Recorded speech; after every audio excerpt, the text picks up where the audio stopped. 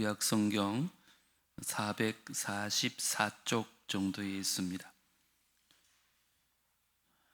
사무엘상 20장 24절로부터 42절 마지막 절까지인데 본문이 너무 길어서 제가 설교 시간에 한 절 한 절 다 다루기 때문에 우리 42절 마지막 절만 함께 읽고 바로 설교하도록 하겠습니다. 42절입니다. 시작.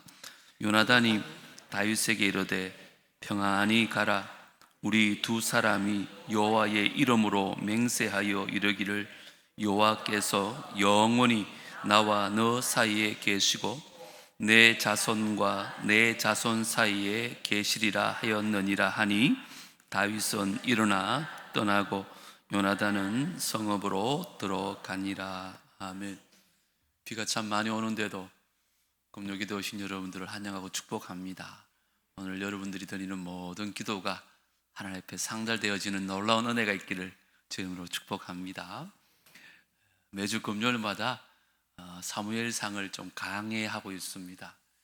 오늘은 언약의 백성으로 살아가기라는 제목으로 말씀을 좀 나누려고 합니다. 우린 지난 시간에 사무엘상 20장 앞부분을 통해서 다윗과 요나단이 언약을 맺는 그 장면을 살펴봤습니다. 그리고 오늘 읽은 부분은 이 언약을 성실하게 이행하는 요나단의 모습을 우리에게 보여주고 있습니다. 사실 요나단에게 있어서 다윗과 맺은 언약을 지키는 것은 너무나 큰 희생을 감수해야 되는 그런 일이었습니다. 그럼에도 요나단은 그 언약을 신실하게 이행했다는 것입니다. 여러분, 성경에 보면 이스라엘 백성들이 멸망한 이유가 있습니다. 그것은 바로 하나님과의 언약을 지키지 않았기 때문에 그렇습니다. 하나님 말씀에 순종하겠다는 그 언약을 이스라엘 백성들이 어깁니다. 그리고는 육체의 욕심을 따라 행할 때에 이스라엘이 하나님의 심판을 받게 되고 멸망을 하게 되어집니다. 그 후에 하나님께서 우리 예수 그리스도를 통해서 우리에게 새 언약을 주셨습니다. 이제 그를 믿는 자마다 죄 사함을 받게 되고 다시 언약의 백성이 되어지는 것입니다. 그러나 여러분 기억하십시오. 우리도 이 구약의 이스라엘 백성들처럼 입으로만 믿는다 하고 행동으로는 그 언약을 파기하며 믿음을 떠나서 하나님을 대적하는 배교자가 될 수 있다는 것입니다. 그러므로 이제 우리는 언약의 백성답게 정말 오직 믿음으로 구원의 은혜에 합당한 순종의 삶을 살아야 될 줄 믿습니다. 오늘 다윗과 언약을 지킨 그 요나단의 본을 우리가 좀 지켜보면서 언약의 백성으로서 사는 것이 어떤 것인가를 깨닫고 하나님과 맺은 언약을 성실히 이행하며 살 수 있는 우리 모두가 되어지기를 주의 이름으로 축복합니다. 여러분, 언약의 백성으로 살기 위해서 어떻게 살아야 될까요? 주의 뜻을 위해서 왕자서 내려와야 하는 것입니다. 한번 따라 합시다. 주의 뜻을 위해 왕자서 내려오라. 24절, 25절 같이 읽어볼까요? 시작. 다윗이 들에 숨으니라. 초하루가 되매 왕이 앉아 음식을 먹을 때에 왕은 평시와 같이 벽곁 자기 자리에 앉아 있고 요나단은 서 있고 아브넬은 사울 곁에 앉아 있고 다윗의 자리는 비었더라. 아멘.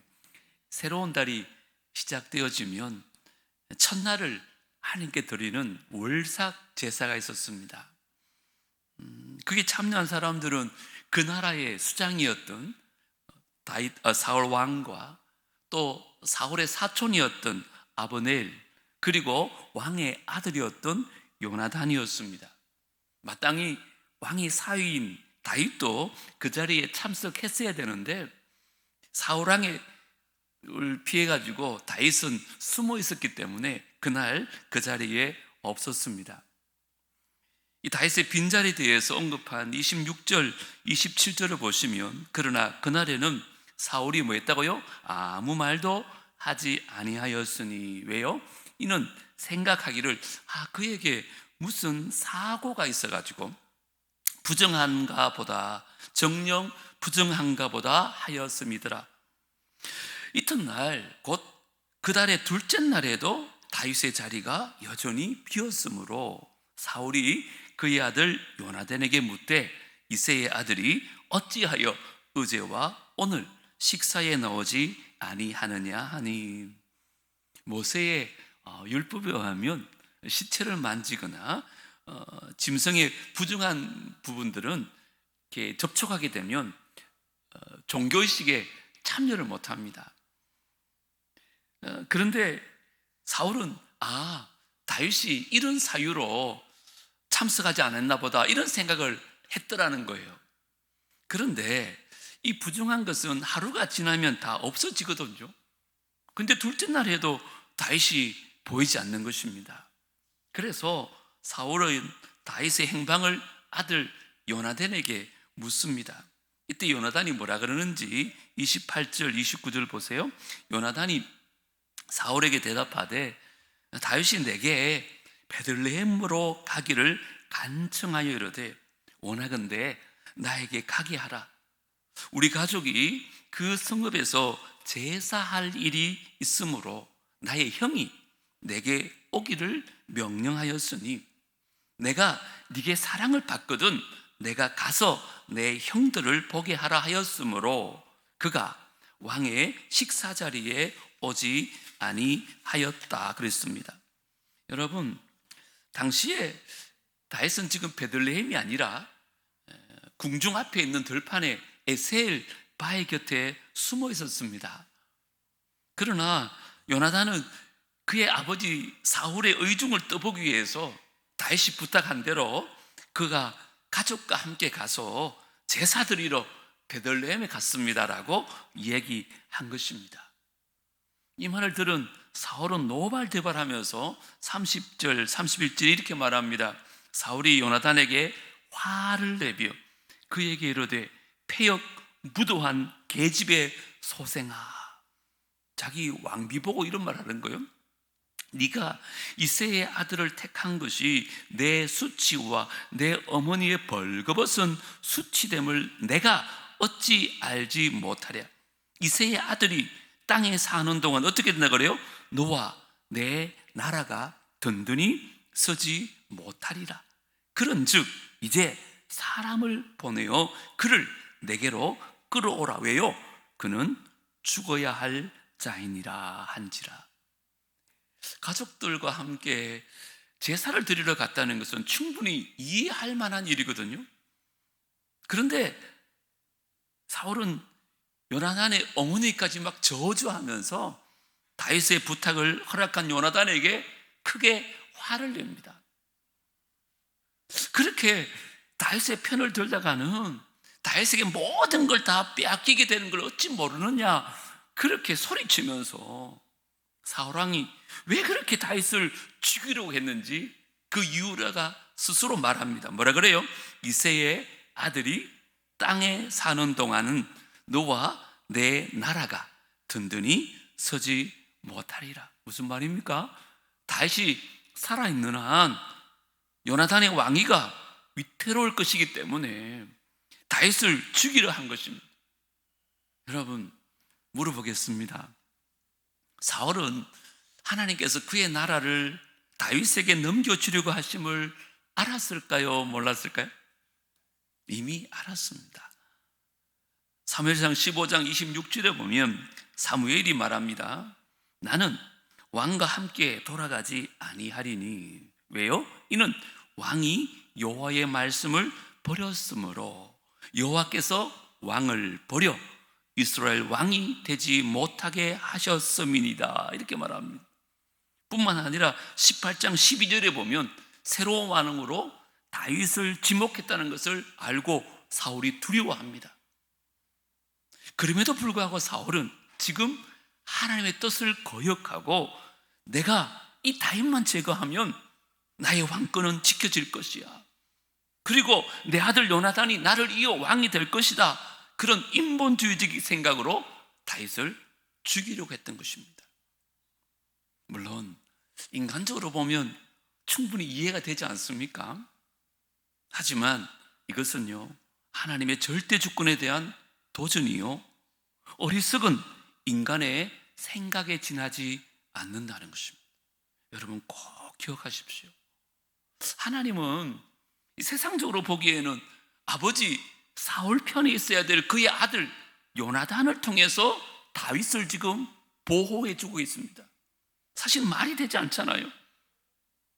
그리고는 하나님의 뜻에 정면 도전한 사울은 요 훗날 블레셋과의 전쟁에서 비참한 죽음을 맞이합니다. 요나단도 다윗을 이스라엘의 왕으로 세우기 원하시는 하나님의 뜻을 이미 알고 있었습니다. 그런데 요나단은 그 아버지와는 달리 하나님의 뜻을 이루기 위해서 스스로 자신의 왕위를 포기한 것입니다. 그 왕위에서 내려와서 그 왕위에 올라갈 다윗을 보호하는 그런 희생적인 사랑을 다윗에게 베풀었던 것입니다. 여러분 놀랍지 않습니까? 거의 모든 사람이 개인의 탐욕을 채우는데 혈안이 되어 있는 여러분, 이 세상에 요나단 같은 친구 한 명만 있으면 얼마나 좋을까요? 혹 여러분 가운데 나는 이러한 요나단 같은 친구가 있다는 분은 고개를 한번 끄덕여 보시죠. 별로 보이지 않는간. 물론 세상에서 이런 분을 만나는 건 쉽지 않을 것입니다. 그런데 오늘 이 시간에 제가 여러분에게 중대 발표를 하나 하겠습니다. 그게 뭘까요?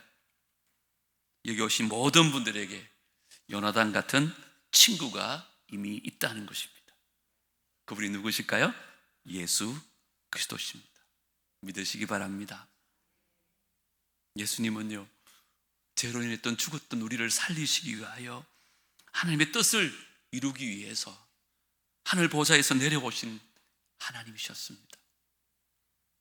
그래서 낮고 천한 인간의 몸을 입고 이 땅에 오셔가지고 하나님께 복종하시되 십자가에 죽기까지 복종하셨습니다. 그 죽음으로 말미암아 우리들에게 영원히 사는 영생을 선물로 주신 것입니다. 자, 그러면 이 놀라운 사랑을 받은 우리는 이제 어떻게 살아야 될까? 여러분, 다윗을 살리기 위한 하나님의 뜻을 이루기 위해서 그 왕위를 포기한 요나단처럼, 또한 죽음 마땅한 죄인인 우리를 살리기 위해서 하늘 보좌 영광을 포기한 예수님처럼 우리도 또 한 사람의 죄인을 살리기 위하는 그 하나님의 뜻을 이루기 위해서 우리의 모든 것을 내려놓을 수 있는 충성과 순종의 삶을 살아야 될 줄로 믿습니다. 이게 바로 언약 백성의 삶이라는 것입니다. 여러분, 하나님의 뜻을 알면서도 혹시나 내 마음대로 내 뜻대로 살고 있지 않습니까? 오늘 사울의 모습은 그것이 패망의 선봉이라고 가르치고 있습니다. 그러나 하나님 뜻을 이루기 위해서 나의 모든 것을 내려놓을 줄 아는 사람이 바로 언약의 백성이라는 것입니다. 여러분께서 하나님께로부터 받은 것들이 많을 것입니다. 여러분 꼭 기억하세요. 하나님 우리에게 주신 재산이나 또 재능은요, 축복만이 아니라 그에 따르는 책임이 반드시 있다는 것입니다. 그것을 하나님 뜻대로 사용할 때 그것은 의의 도구가 되지만, 그것을 나의 육체의 소욕을 이루는 도구로 사용할 때 그것은 도리어 죄의 도구가 되고 또 나를 지배하는 우상이 된다는 것입니다. 우리 삶에 혹이라도 하나님의 뜻보다 내 육체의 욕심을 더 앞세우고 살고 있는 부분은 없는지 오늘 이 밤에 말씀 앞에 우리 자신을 한번 돌아봅시다. 그리고 사울을 꼭 거울로 삼으시기 바랍니다. 하나님의 뜻을 알고 있음에도 불구하고 내 욕심을 채우기 위하여 인간적인 방법으로 하나님 뜻을 거역하는 삶을 살다가 비참한 최후를 맞이하지 마시고 요나단처럼 하나님 뜻을 이루기 위해서 나의 모든 것을 내려놓을 줄 아는 겸손과 순종의 삶을 살 수 있게 되기를 주 이름으로 축복합니다. 그게 바로 언약의 백성답게 살아가는 삶의 방식입니다. 두 번째로 언약의 백성으로 살기 위해서는요, 불의에 대해서 때로는 분노하고 때로는 슬퍼할 줄 알아야 됩니다. 따라 합시다. 불의에 대해 분노하고 슬퍼하라. 32절 33절은 같이 한번 읽어보겠습니다. 시작. 요나단이 그의 아버지 사울에게 대답하여 이르되 그가 죽을 일이 무엇이니까? 무엇을 행하였나이까? 사울이 요나단에게 단창을 던져 죽이려 한지라. 요나단이 그의 아버지가 다윗을 죽이기로 결심한 줄 알고. 요나단은요, 성경에 보면 평생 아버지의 말씀에 꾹뻑 죽던 순종의 아들이었습니다. 전쟁이 일어날 때마다 그 아버지를 위해서 전장에 나가서 목숨을 걸고 용맹스럽게 싸웠던 효자였습니다. 그런데 지금 아버지가 하나님의 뜻을 거역하고 의로운 다윗을 죽이려고 하는 것입니다. 여러분이 요나단이라면 아버지께 어떻게 반응할 것 같아요? 요나단은 그 아버지 앞에 거룩한 분노를 터뜨립니다. 아버지, 도대체 왜 다윗을 죽이려고 합니까? 도대체 그가 무슨 잘못을 저질렀단 말입니까? 그렇게 소리치면서 아버지의 잘못을 지적합니다. 이때 사울이 좀 겸손하게 자기를 돌아봤으면 좋을 텐데, 이미 교만과 불신으로 마음이 굳어진 사울은요, 회개하지 아니하고 도리어 창을 던져서 아들까지 죽이려고 합니다. 이 행동을 본 요나단이 33절 하반절에부터 보면, 요나단이 그의 아버지가 다윗을 죽이기로 결심한 줄 알고 뭐 했대요? 심히 노하여 식탁에서 떠납니다. 그리고 그 달의 둘째 날에는 먹지 아니하였으니 이는 그의 아버지가 다윗을 욕되게 하였으므로 다윗을 위하여 뭐 했다고요? 슬퍼함이었더라. 요나단의 분노의 이유가 뭡니까? 자기를 죽이려고 했기 때문에? 아니요, 그것 때문에 분노했는 게 아니에요. 오늘 성경을 보십시오. 자기가 아니라 다윗을 죽이려고 했기 때문에 분노를 터뜨렸다고 말합니다. 놀라운 일이에요, 여러분. 자신을 위한 그 감정적인 분노가 아니라 불의에 대한 거룩한 분노였다는 것입니다. 요나단처럼 하나님이 기뻐하시는 일을 기뻐하고 또 하나님이 분노하시는 일에 분노하는 사람이 하나님의 뜻을 온전히 이루어드리는 언약의 백성이 될 수 있다는 것입니다. 저와 여러분 어떻습니까?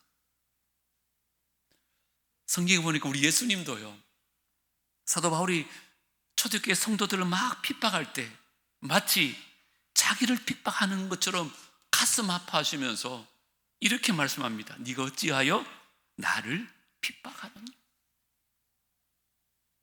뿐만 아니죠, 정말 십자가에서 자기를 못 박던 사람을 위해서 용서의 기도를 빌었던 그 사랑의 주님이셨는데, 거룩한 성전을 강도의 소굴로 만들었던 자를 보고 어떻게 해요?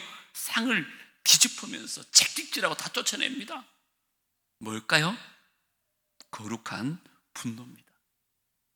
이처럼 우리도요, 오늘 하나님이 가슴을 좀 아프게 하는 것들을 보고 좀 분노할 수 있어야 되고요, 하나님이 슬퍼하는 것들을 보며 함께 좀 슬퍼할 수 있어야 됩니다.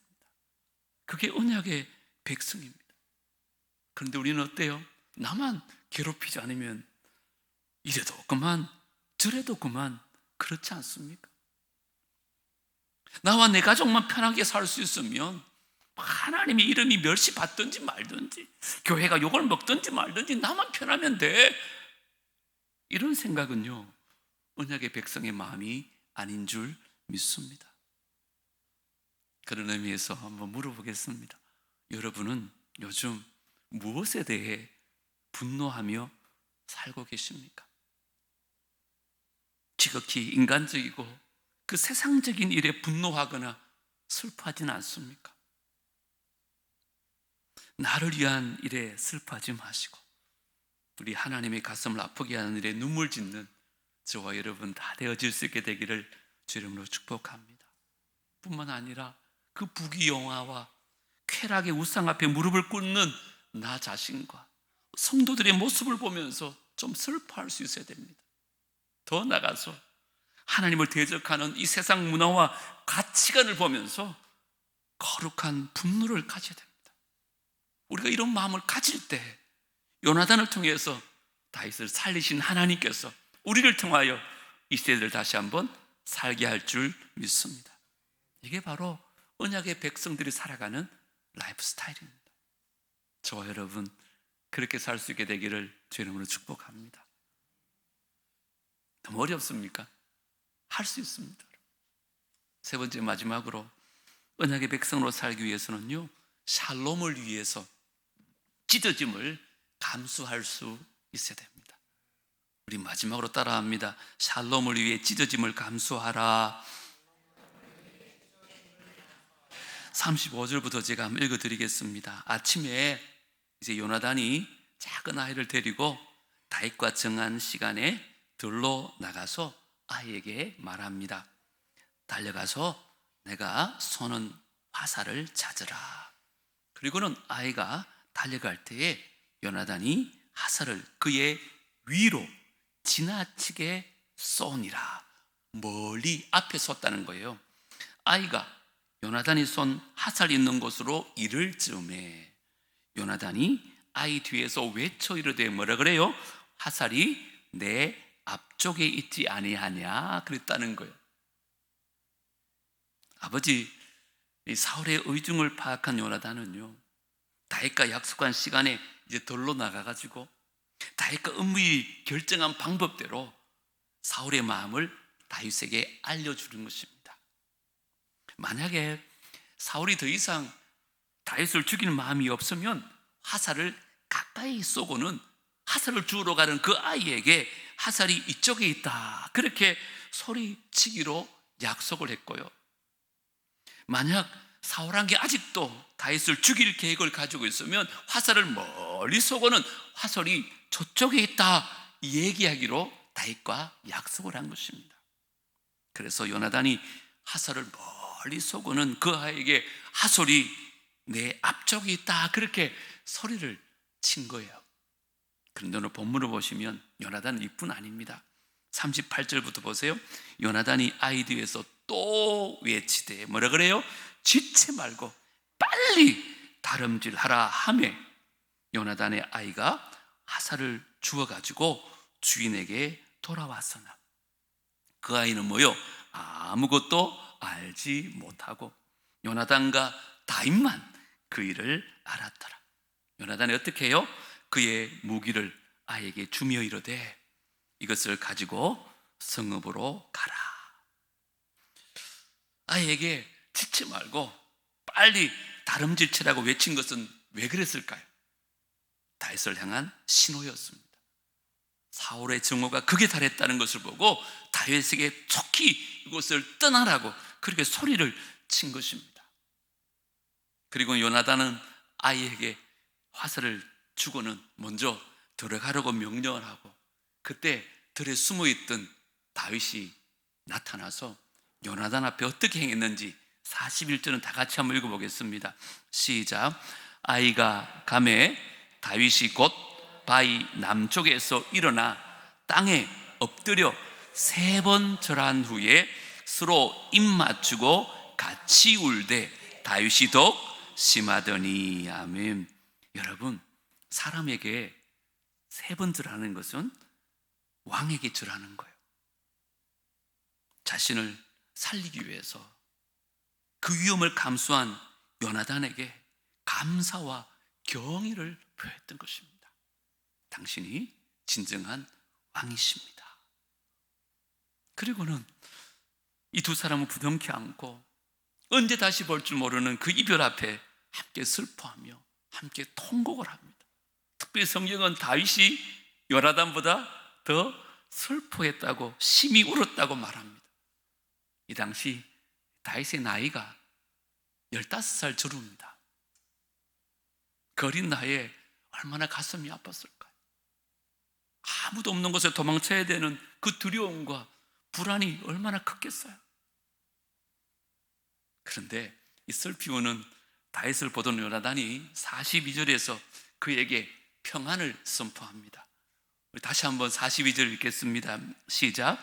요나단이 다윗에게 이르되 평안히 가라. 우리 두 사람이 여호와의 이름으로 맹세하여 이르기를 여호와께서 영원히 나와 너 사이에 계시고 내 자손과 내 자손 사이에 계시리라 하였느니라 하니 다윗은 일어나 떠나고 요나단은 성읍으로 들어가니라. 아멘. 요나단이 다윗에게 평안히 가라 이렇게 인사하죠. 이건 그냥 그저 잘 가라 이런 일상적인 인사가 아니에요. 이 말은 우리가 너무너무 잘 아는 샬롬이라는 단어예요. 여러분, 샬롬이라는 단어의 본뜻은요 이런 뜻입니다. 하나님과의 관계를 통해서 우리가 얻게 되는 내적 평안 있잖아요. 이것이 단순히 내 안에만 있는 것이 아니라 다른 사람과의 관계에까지 평안을 끼치는 것을 샬롬이라고 말합니다. 이 말은 지금 비록 우리가 헤어지지만 우리 사이에 계시는 여호와께서 너에게 평안을 주시리니 두려워하지 말고 담대히 떠나라라는 격려의 메시지이기도 하고요. 뿐만 아니라 지금 우리가 비록 찢어지지만 하나님께서 우리에게 평안히 만날 날을 다시 허락하실 거라는 믿음의 고백이기도 합니다. 요나단의 말처럼 23장에 보시면 다윗과 요나단은 다시 한번 기쁨의 죄회를 하는 장면을 볼 수 있습니다. 그런데 오늘 제가 이 말씀 준비하면서 너무너무 은혜 많이 받았던 얘기가 이제 마지막으로 여러분에게 들려주고 싶은 얘기입니다. 샬롬을 위해서 찢어짐의 아픈 가슴을 경험한 또 다른 두 분이 계시는데 그분이 누구신지 아시겠습니까? 바로 성부 하나님과 성자 예수님이십니다. 영원전부터 단 한 번도 떨어져 본 적이 없는 삼위일체 하나님께서 하나님과 우리 사이에 그 샬롬을 되찾게 하기 위해서 찢어지는 아픔을 경험하셨다는 얘기입니다. 예수님과 하나님은요 다윗과 요나단처럼 잠시 헤어지는 아픔이 아닙니다.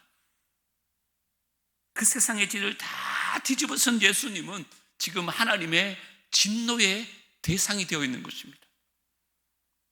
성부 하나님의 저주를 받은 예수님은 너무너무 괴로워서 십자가에 돌아가시면서 뭐라고 한지 아세요? 나의 하나님, 나의 하나님, 어찌하여 나를 버리시나이까?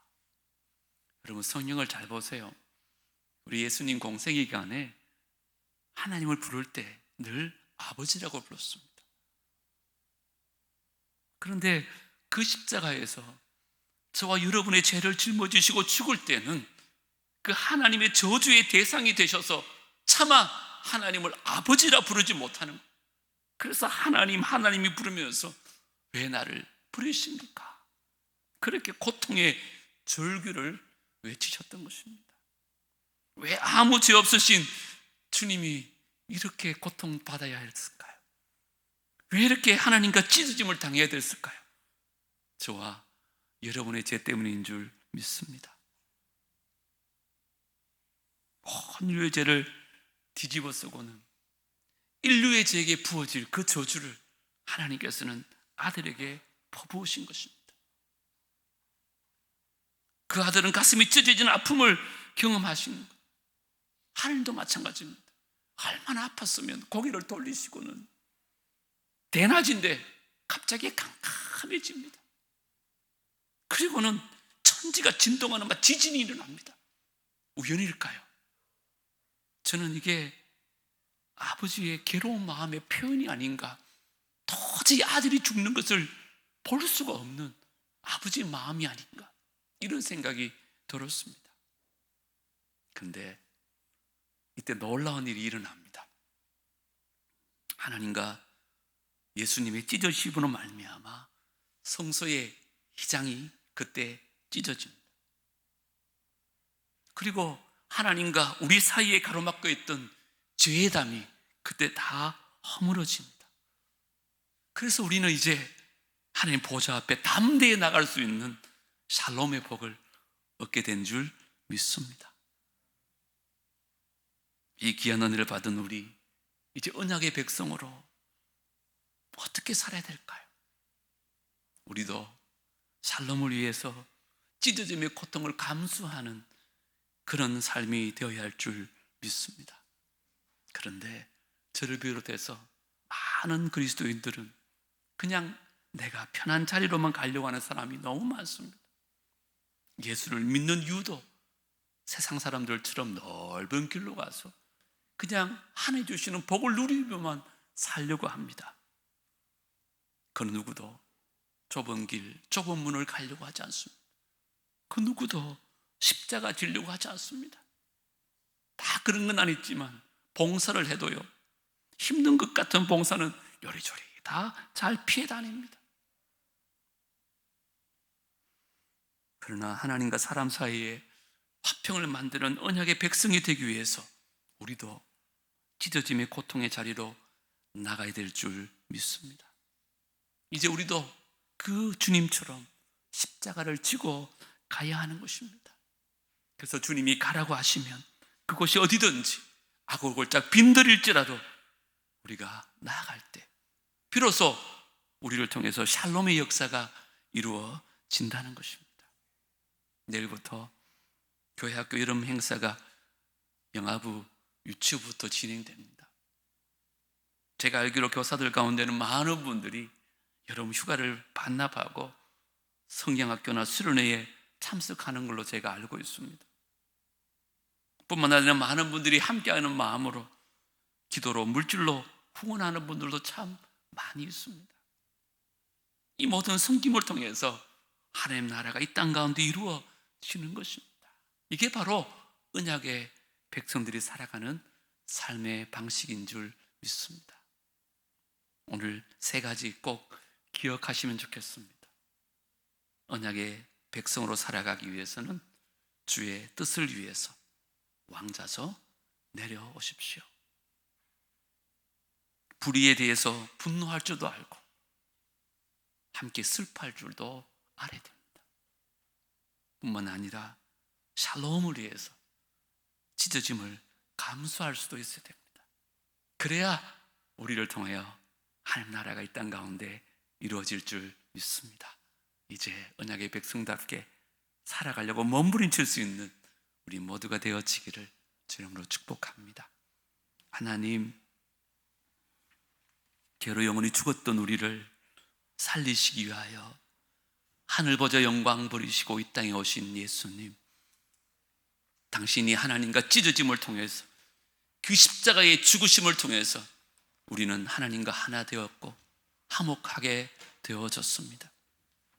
이제 언약의 백성 삼으신 주님, 이제 오늘 이 말씀 앞에 앞으로 우리가 어떻게 살아야 될지 깨닫게 하시니 감사합니다. 나의 힘으로 도저히 할 수 없음을 주의 종부터 고백합니다. 하지만 주님 가신 그 십자가의 길, 그 고난의 길 나도 가게 하여 주시옵소서. 이 길 끝에서 분명히 영광의 주님을 보게 될 줄 믿습니다. 사람들이 알아주지 않아도, 세상 사람들이 바보 취급할지라도 언약의 백성답게 살아갈 수 있는 은혜가 우리 가운데 있게 하여 주시옵소서. 뻔히 하나님 뜻을 알면서도 내 욕심을 따라서 하나님 뜻을 거역하며 욕심을 따라 살아가고 있다면 이 왕좌에서 내려오게 하여 주시옵소서. 나만 편하면 된다고, 나만 아무 일 없으면 된다는 아니란 생각에서 벗어나게 하여 주시고 하나님의 거룩한 마음을 주시어서 불의에 대해서 분노하고 주님의 아픈 말씀과 함께 슬퍼할 수 있는 마음도 허락하여 주시옵소서.